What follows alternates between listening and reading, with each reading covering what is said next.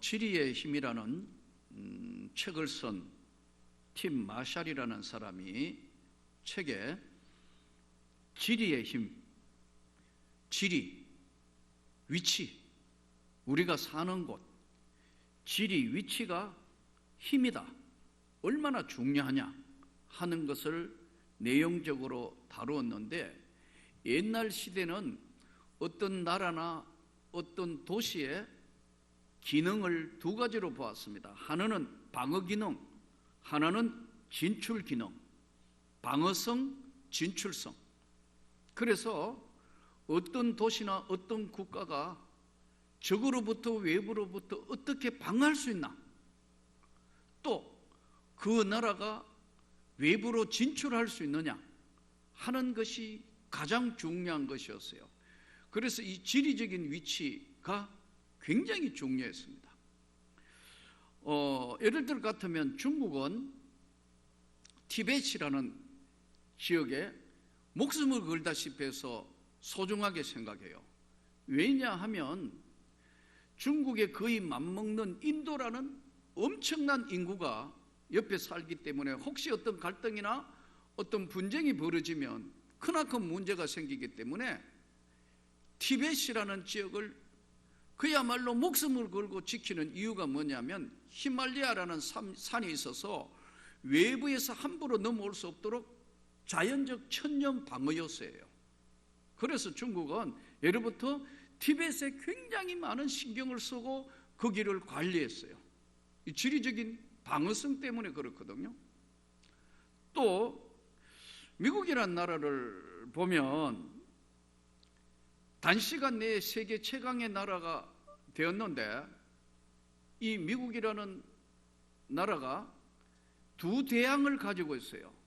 한쪽은 태평양, 유럽을 향해서 있는 태평양을 진출할 수 있는, 태평양과 반대로 대서양, 유럽에는 대서양을 지금 진출할 수 있고, 또 아시아 쪽으로는 미국이 태평양을 접해 있단 말이에요.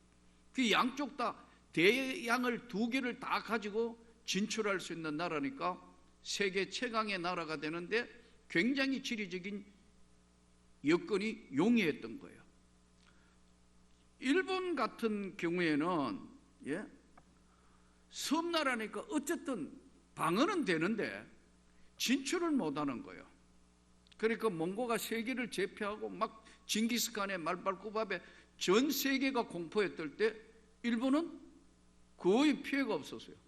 왜냐하면 섬나라니까 몽골 기병이 갈 수가 없어요. 거기다가 가다가 태풍을 만나기도 하고 이랬기 때문에 일본은 거의 지켜졌는데, 문제는 일본이 섬이기 때문에 더 이상 진출할 수가 없어요. 그래서 일본은 항상 대륙 진출의 교두보로 삼으려 하는 것이 우리 한국 조선 땅이었어요. 임진왜란 또 이 사실은 우리나라하고 일본하고만 싸운 것 같지만 사실은 임진왜란이 사실은 국제전 전쟁이, 중국이 들어옴으로 국제전 전쟁이 된 거예요. 이렇게 계속해서 대륙 진출을 하려고 지리적인 여건 때문에 그래요. 결국은 우리 조선이 정신을 못 차리다가 결국은 임진왜란 때 겨우겨우 꺼놓은 불이 1910년에 한일 합방되면서 일본이 한국을 보호한다는 명목으로 와가지고 그냥 식민지 만들어버렸다. 36년간 식민 생활이 시작됐어요. 그러면서 우리나라만 한 게 아니고 대륙 진출하려는 목적이 그거였으니까 만주사변 일으키고 전 세계 진주만 섞여가고 미국하고 전쟁하다가 원자폭탄 한 방에 그냥 두 손을 들었어요. 이렇게 지리적인 것은 굉장히 중요한 여건을 가지고 있습니다. 아프리카 같은 경우에는 사실은 지리적으로 유럽에 거의 끝자락에 붙어 있지만 밑으로 내려져 있어서 날씨 덥지요. 환경이 열악하다가 보니까 지리적인 여건으로 아프리카가 그야말로 문명률도 높고 아주 근세에 그야말로 낙후된 그런 대륙과 나라가 되었어요. 오늘 이 시대를 살아가면서 100년 전만 하더라도 사람들의 이동이 그렇게 많지 않았습니다. 겨우 뭐 해봤자 이웃 동네 뭐 이웃 마실 간다 뭐 저 조금 가봤자 다른 도 넘어가는 거지만, 지금 이 시대는 비행기라는 운송수단을 통해서 뉴욕까지 가는데 한국서 16시간만 비행기 타면 뉴욕에 가고, 또 전 세계 지금 막 왔다 갔다 하지 않습니까? 이번에도 페루에서 그냥 급하니까 비행기를 떼어서 오지 않습니까? 전 세계가 지금은 그야말로 한 지구촌 사람이 되었고, 더더군다나 지금 KTX가 초고속 열차가 나오므로 부산하고 일일 생활권이 되어버렸어요. 그리고 곳곳에 도로망이 잘 정비되므로 지역 간 이동이 용이하므로 지금 편리함은 있지만, 반대로 이번에처럼 코로나19가 나타나니까 한순간에 전 세계가 팬데믹 되고 대유행이 되고, 지금 유럽도 감당이 안 되잖아요. 왜냐하면 방심했기 때문에. 아시아와 이런 게 에이 좀 뭐 미개 지역이니까 뭐 어떻게, 여러분 이 질병 앞에는 미개고 뭐고 없습니다. 초전에 잘 감당을 안 하면 이런 일이 일어나는 거, 지금 미국도 전전긍긍하지 않습니까? 왜냐하면 질병은 사람을 가리지 않는 거 아니에요. 초기에 방심해가지고 지금 엄청난 대가를 지불하면서 온 세상이 지금 전전긍긍하고 있다. 지금은 지리와 위치가 세상을 바꿔놓는 시대가 되었어요. 오늘 본문은 이제 오늘 그때의 사람들이 예수께 안수하고 기도해 주심을 바라고 어린애들을 데리고 온 거예요. 이 그때라는 건 뭐냐면, 당시에 이제 갈릴리에서 복음을 전하던 예수님이 유대 땅으로 들어오면서 드디어 예루살렘으로 올라가시는 거예요. 그때에 예루살렘으로 올라가려고 하던 그때에, 갈릴리 사역을 마치시고 올라가려는 그때에 예수님이 나타나니까 어린애들을 데리고 사람들이 기도해 주심을 바라고 어린아이들을 데리고 온다. 그러니까 제자들이 꾸짖어 가로되, 꾸짖건을 예수님이 이르시되 어린아이들을 용납하고 내게 오는 것을 금하지 말라. 천국이 이런 사람의 것이니라 하시고. 자, 이 본문을 통해서 오늘 중요한 관점이 세 가지가 나타나는데, 각자가 보고 있는 관점이 다 다른 거예요. 어린아이를 데려온 사람은 부모 아니겠어요? 부모가 어린아이들을 데려오는 거는, 예수님께 데려오는 건 뭐예요? 이 어린아이의 생애에 축복받고 은혜의 삶을 살겠다고 데려온 거 아니에요. 이유는 딱 다 한 가지란 말이에요. 어린아이들이 어려서부터 믿음 가지고 신앙 가지고 이거 축복을 받게 하려고 데리고 온 거라고. 근데 제자들은 그 귀찮게 왜 애들 데려와? 오지마, 오지 말라니까.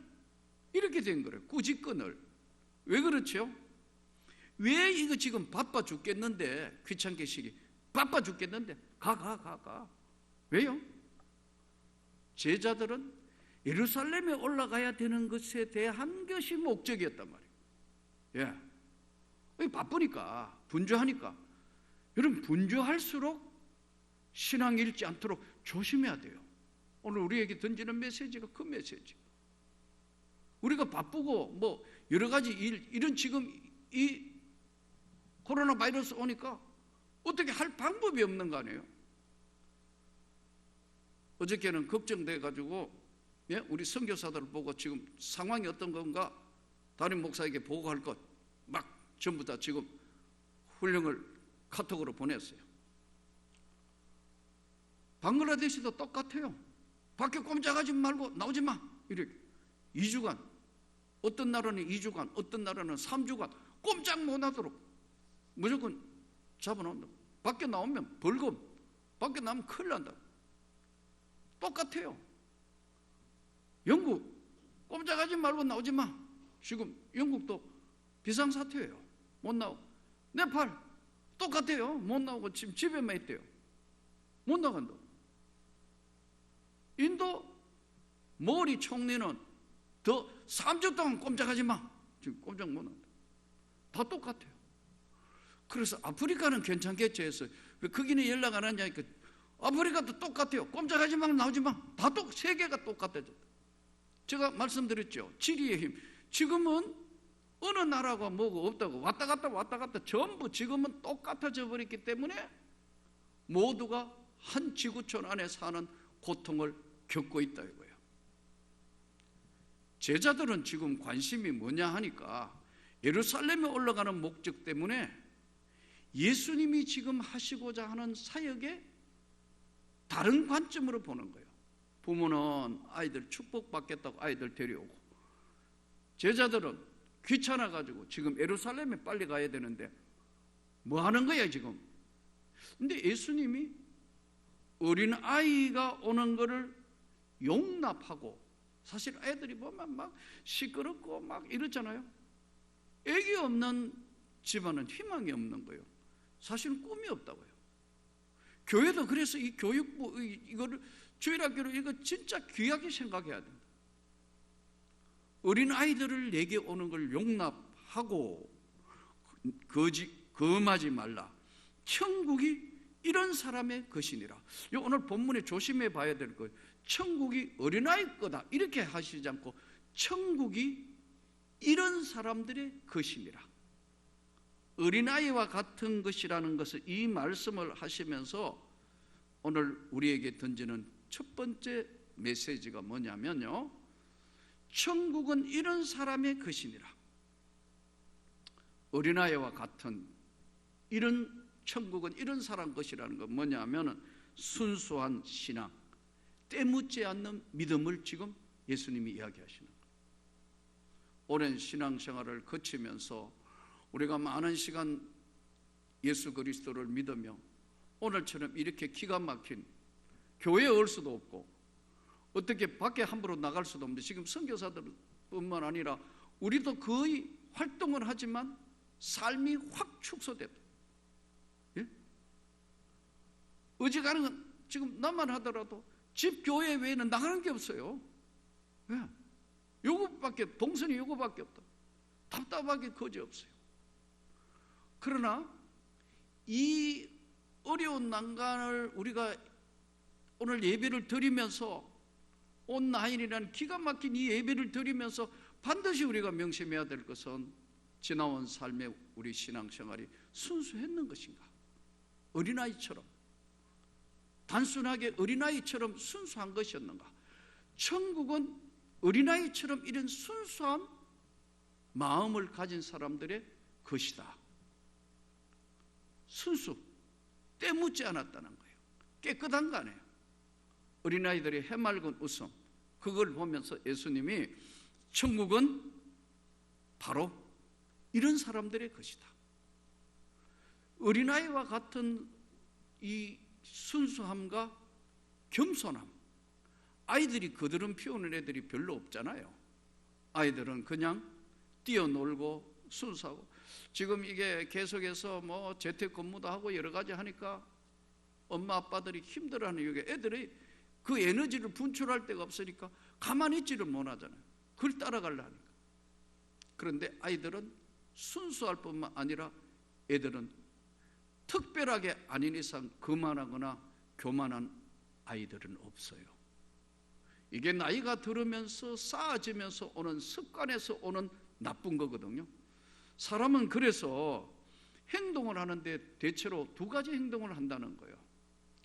행동 심리학자들의 이야기를 들어보면 상식적인 행동을 하는 사람이 있고 비상식적인 행동을 하는 사람이 있다는 겁니다. 상식적인 행동을 하는 사람은 생각이나 말이나 행동할 때 자신을 돌아보고 난 뒤에 이야기를 한다는 거예요. 예의 바르고 도덕적이고 상식적이고 다른 사람에게 이야기를 했을 때 공감대가 형성이 되는 거예요. 이게 상식적인 행동을 하는 사람이에요. 비상식적인 행동을 하는 사람들은 자기 중심이기 때문에 과격한 말과 과격한 행동을 해요. 그러다가 보니까 숨기게 되고 거짓을 나타내게 되고 상대편 공격을 하게 되고 문제가 돌출되는 거예요. 사실 우리 사회에 저변에 깊은 세계에 감춰져 있고 숨겨 있는 거, 이번에 박사방이니 무슨 방이니 난리가 났잖아요. 인간 영혼 내면의 세계에 썩어 있는 모습들을 우리가 보는데, 우리 삶을 돌아볼 때 천국은 이런 사람들의 것이다, 다른 사람에게 피해를 안 주려 하고 다른 사람들에게 고통을 안 주려는, 이게 바로 하나님의 백성의 자세라는 거예요. 한번 돌아보면서 아이들에게 있는 단순함, 솔직함, 순수함, 이런 것들을 예수님이 지금 천국은 이런 사람 것이다는데, 이것이 우리 성인들인 오늘 우리에게 적용이 된다는 거, 이건 뭐냐 합니까? 지금 사순절 기간인데 하나님의 은혜를 입은 사람은 하나님의 십자가로 다 씻으시고 용서하신 것의 특징이 뭐냐면 맑다 이거예요. 영혼이 맑다.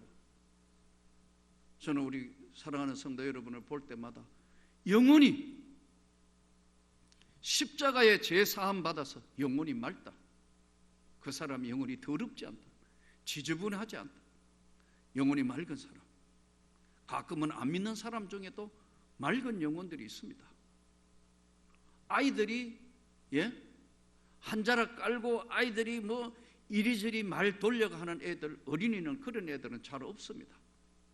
나이가 들면서 세상 때가 묻어가지고 있는데, 예수님 오늘 말씀이 천국은 이런 사람들의 것이야.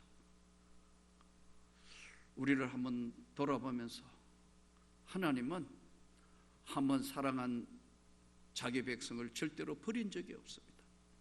요즘 이런 어려움이 있으니까 어떤 권사님 한 분이 전화가 왔더라고. 너무 힘들다고.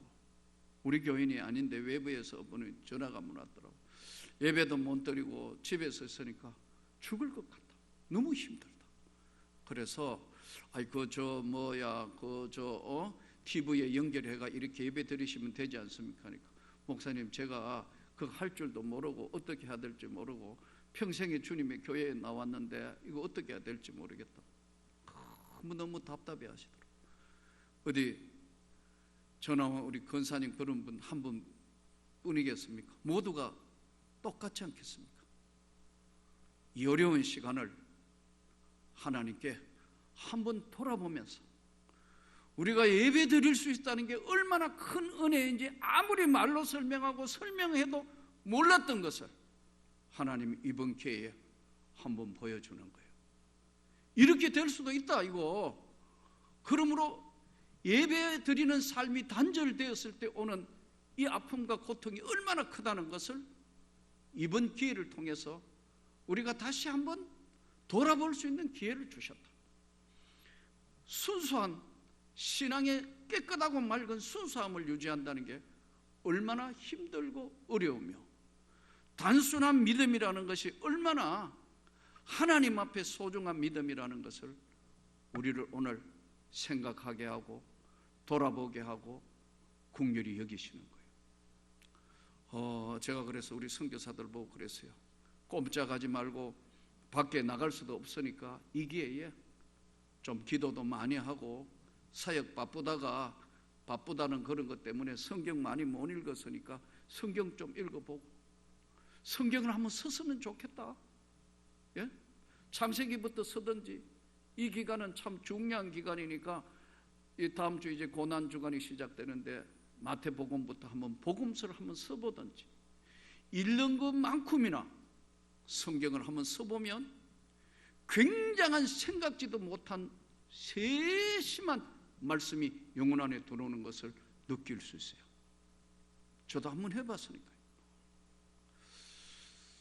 우리 시대의 이러한 지금 고난과 역경은 다음 이제 다시 이 문제가 끝냈을 때 저는 두 가지 형태가 나타난다고 봅니다.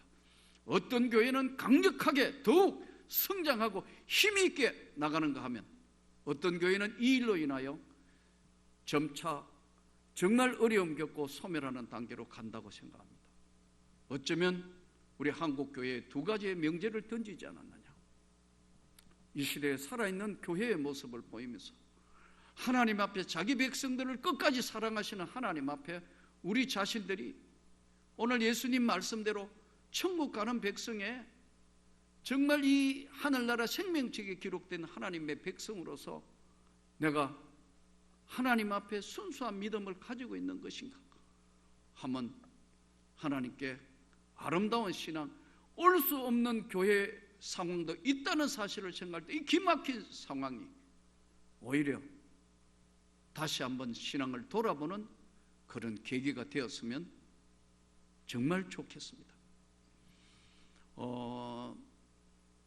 우리나라 국민성이나 우리 한국 사람들은 전 세계에 없는, 대한민국 사람들은 굉장히 지혜롭고 똑똑한 사람들입니다. 전 세계가 잘 몰라 그런데 이 조국 대한민국은요, 교육열이 세계 1등입니다. 어느 나라도 따라올 수 없습니다. 그리고 이 많은 인구 비례의 최고의 고학력에 해당합니다. 지금 20대, 30대들은 거의 다 대졸 출신들입니다. 80, 90%가. 이런 나라는 세계에 없는 나라입니다. 대한민국은 부모가 고통스럽고 어렵고 힘들고 가난해도 다 교육에 투자한 나라예요. 대한민국은 똑똑한 사람들입니다. 배운 사람들이 많아요. 다 함부로 평가하지 않고, 그렇기 때문에 여러분 자가격리하라 해도 거의 통제가 가능한 나라가 대한민국이에요. 이렇게 지금 어렵고 해도 막 지금 유럽 문명국가인데도 여러분 보세요. 저변의 교육열이라는 거, 교육 환경이라는 건 대단히 중요해요. 사재기 안 하잖아요. 왜요? 냉철함이 이걸 지켜보잖아요. 자가격리하라 해도 거의 아까 비상식적인 사람이 가끔 한번 문제는 일으키지만 거의 다 지켜질 수 있는 나라라. 이게 조국 대한민국의 힘이에요.